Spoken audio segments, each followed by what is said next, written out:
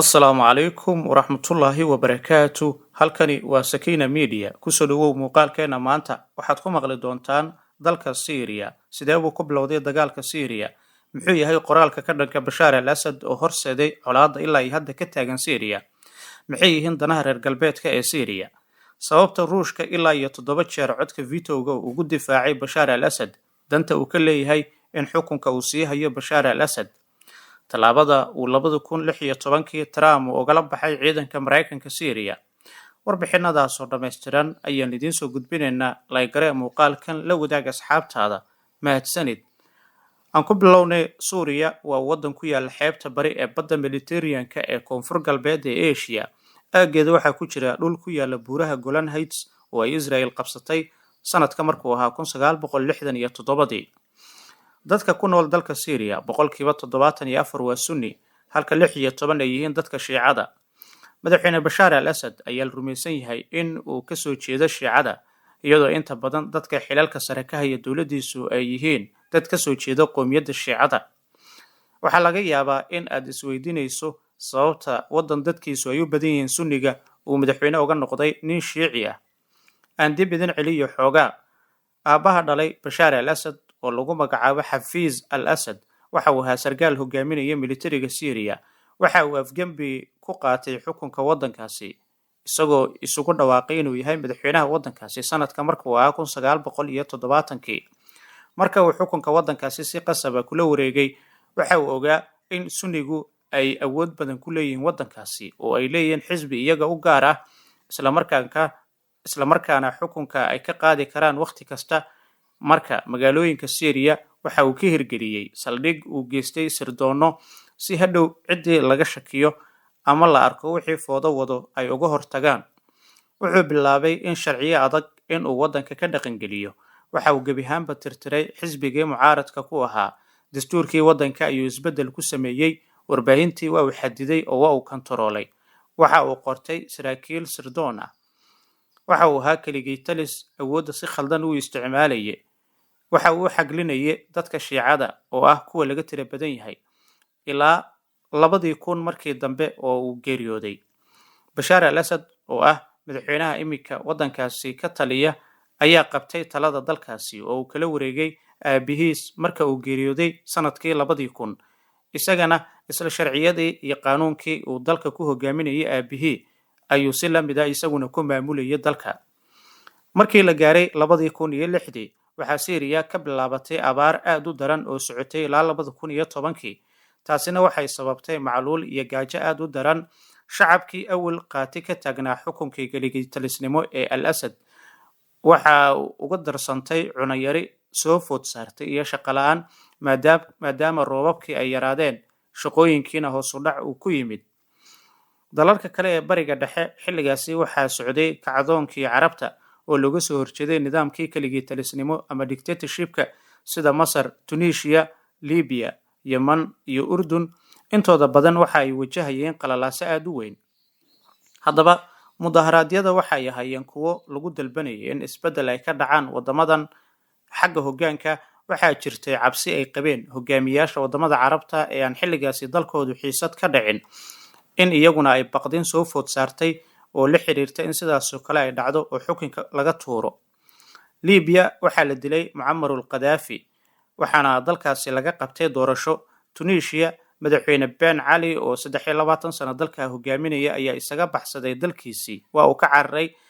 Masarna Xusni Mubarak oo ahaa madaxweyne 30 sano wadankaasi haystay ayaa isaguna isaga baxay dalkiisii sabab la xiriiro kacdoonkii dalka ka socday iyo cadaadis lagu saarayay in xukunka uu ka dego. Inkastoo uu isku dayay inuu joojiyo qalalaasihii socday, ugu dambeyn waa uu isaga cararay dalka. Haddaba shacabka Syria ayaa telefishinada, wargeysada iyo idaacadaha kala socday kacdoonka Carabta iyo dalalka jaarka ah waxaa xilligaasi ka dhacayay. Madaxweyne Bashar al-Assad ayaa cabsi soo food saartay. Waxa uu bilaabay in uu heegan sare geliyo laamaha ammaanka maadaama madaxda xilligaasi haysatay dalalka Carabta badankood intooda badan xilalka lagala wareegay. Bishii February sanadii 2011 magaalo lagu magacaabo Darca oo ku taala koonfurta Syria waxaa jiray iskuul halkaa ku yaalay. waxaana agtiisa sidoo kale ku yaalay masjid lagu magacaabo Al Omar Masjid. haddaba waxaa jirtay arday 14 sano jir ah oo lagu magacaabo Mucaawiya oo dhiganaya fasalka afaraad ee iskuulkaasi. waxaa la yaab noqotay in dagaaladii Syria ka socdeen oo ay isku horfadhiyeen Mareykanka, Ruushka iyo ISIS in ay ka bilowdeen arrin uu sameeyey ardaygan, waxaana suurtagal ah in badankiin aynan horay u maqal sheekadan sida dagaalka Syria uu ku bilowday. bal aan sii wadno muuqaalkeena. 26 bishii Febraayo 2011 Mucaawiya iyo 14 ka mid ah ardaydii iskuulka ay ahaayeen ayaa daawanayay ama raadi ka dhageysanayay qalalaasaha ka socda dalalka deriska ee Carabta ee Syria, gaar ahaan bariga dhexe. waxaana Mucaawiya waxa uu ku qoray derbiga dhismaha iskuulka, Titore ama Doctor, waxaa la gaaray xilligii adiga laga qaadi lahaa xilka ama xilligaagii. waxaa la yaab noqotay falkan uu sameeyey ardaygan sida uu ku sababay in banaanbaxyo ay ka dhacaan waddankaasi. haddaba aan usoo laabanay Mucaawiya, ereyga uu gidaarka iskuulka ku qoray ee ahaa Doctor, waxaa la joogaa waqtigaagii. waxaa jirtay in Bashaar al-Assad uu isagu horay uga qalin jabiyey jaamacad ku taalla magaalada London ee Ingiriiska oo ka soo bartay qaybta caafimaadka aragga, marka sidaasina ay ku soo raacday naaneysta Doctor. hase ahaatee ardaygu ay ka ahayd wax xun uu isku qoriyey, ma uusan garanaynin Bashaar al-Assad in loo yaqaano dhakhtar. isla markii uu Mucaawiya qoray qoraalkaasi oo guriga uu yimid, xitaa waalidkiisa ayuu u sheegay. aabihii ayaa aad uga carooday falka uu ku dhaqaaqay wiilkiisa, waxaana uu ku qayliyey isagoo careysan uu isla markaana cabsi ka muujiyey in dhacdadaasi uu ku muteysan karo ciqaab. xitaa waxa uu ku yiri, wiilkaygii uu dhuumo oo meesha isaga tag.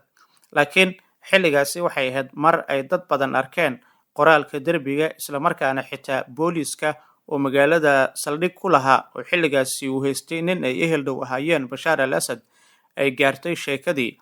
waxaana la leeyahay ninkii oo lagu magacaabo Najiib oo saldhigaasi hogaaminaya oo ehel iyo qaraabe ay ahaayeen Bashaar al-Assad, aad ayuu uga carooday falkan qoraalka derbiga lagu qoray, maadaama xilligaasi kacdoonkii Carabta uu socday, isla markaana aan la dhageysan karin waxa meesha lagu qoray iyo waxa ka dhalan kara buu yiri. taliyihii booliiska iyo askar kale ayaa iskuulka timid iyagoo baadi goobaya ardaygii qoraalkan derbiga ku qoray.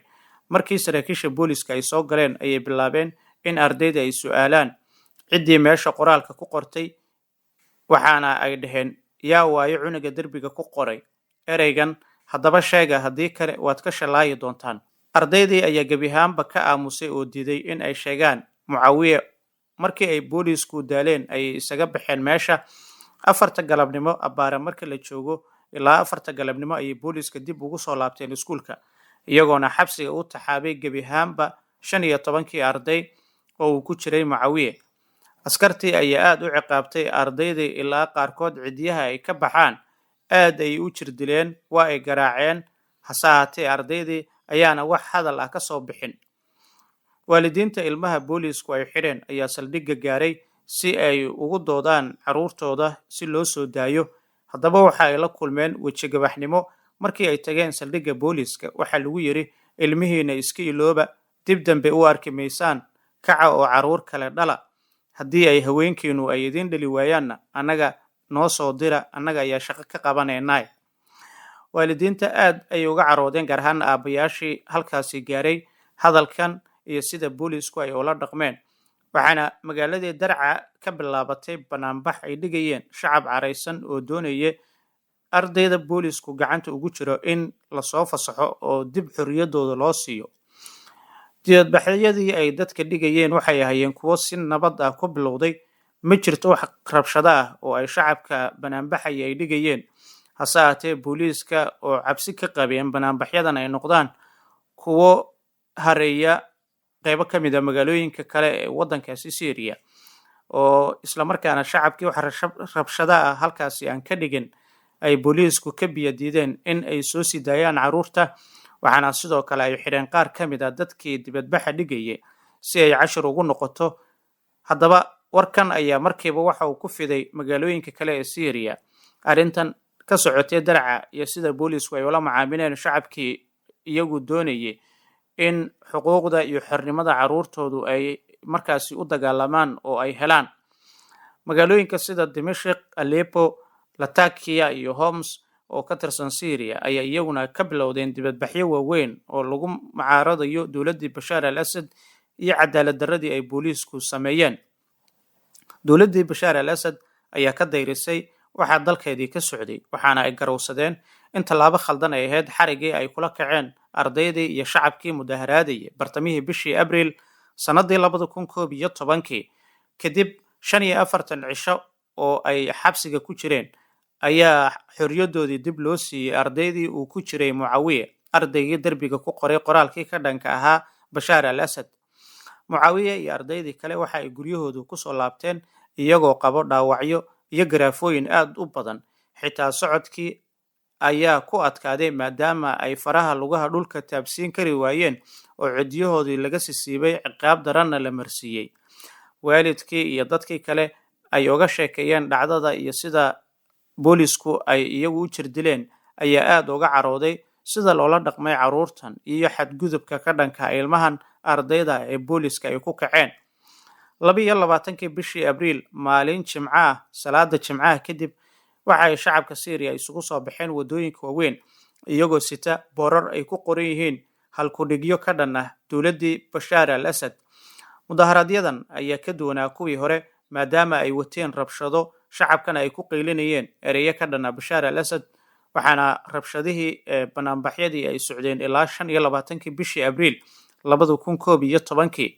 Booliiska ayaana subax ka mid ah subaxyadaasi rasaas u adeegsaday dadkii dibadbaxyada dhigayay markii ay ka tambadiyeen oo ay xakameyn kari waayeen. 2 qofood ayaana halkaasi ku geeriyootay. Maalintii ku xigtay, shacabkii ayaa isugu soo baxay si ay u aasaan baroordiiqna ay ugu sameeyaan dadkii la toogtay iyagoo weli wata boorar ka dhan ah madaxweyne al-Assad. Shacabkii ayaa lagu eedeeyey in ay baalmareen shuruucda banaanbaxyada oo ay ku qaylinayeen ereyo looga soo horjeeday al-Assad, waxaana booliisku ay adeegsadeen diyaarado, helicopters iyo taangiyo si ay uga hortagaan banaanbaxyo waaweyn oo waddankaasi ruuxay. Si kastaba haatee, waxa ay socdaanba isku horimaadyada booliiska iyo shacabka u dhaxeeyay oo marba marka ka dambaysa sii xoogeysanaya. Booliiska ayaa awood xad dhaaf ah u adeegsaday shacabka, halkaasina dad badan ay ku dhinteen. Arrintaasi ayaana qaboojinin xiisadii taagneed, waxaana ay sare u sii kaceen isku soo baxyada looga soo horjeeday xukunkii Bashar al-Assad. Ilaa 20 magaalood ayaa waxaa ruuxaya banaanbaxyo waaweyn, taasi oo ka dhigtay Syria in ay ka mid noqoto wadamada kacdoonkii carabta uu ka socday. Shacabkii careysanaa waxa ay bilaabeen in ay booliiska u adeegsadaan dhagaxyo iyo waxyaabo ay isku difaacayeen. Hub ma aysan wadan, taasina waxay horseedeen dhaawacyada in ay bataan. Cisbitaalkii ay dadkii dhaawaca noqdo la geenayay, booliiska ayaa si dhuumasho ah halkaasi ku tegayay si qofkii mudaharaadka ku waxyeelooba oo loo keeno cisbitaalkaasi halkaasi ay ugala baxaan si dhuumasho ah, isla markaana xabsiga ay u geeyaan.